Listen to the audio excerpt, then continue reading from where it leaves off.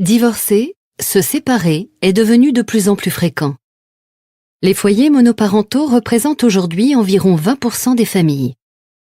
Chaque année, on dénombre en moyenne 350 000 séparations et près de la moitié de ces séparations impliquent des enfants mineurs. Même en cas de séparation sur un commun accord, la séparation reste une période de stress et dans bien des cas de souffrance. Non seulement pour celui ou celle qui subit la décision, mais aussi celui ou celle qui la prend.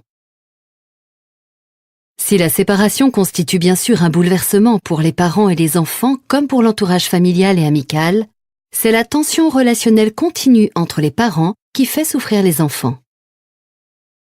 Après une séparation, il arrive régulièrement que les parents ne se parlent plus ou se parlent sous tension, communiquent mal ou plus du tout.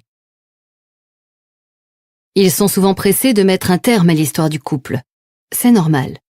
C'est le motif de leur désarroi, de leur tristesse, de la douleur voire de la colère qui peut être aussi ressentie.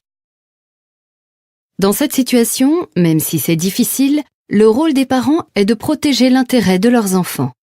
Et cela malgré la difficulté à le faire en raison de leur souffrance liée à la fin de leur relation conjugale.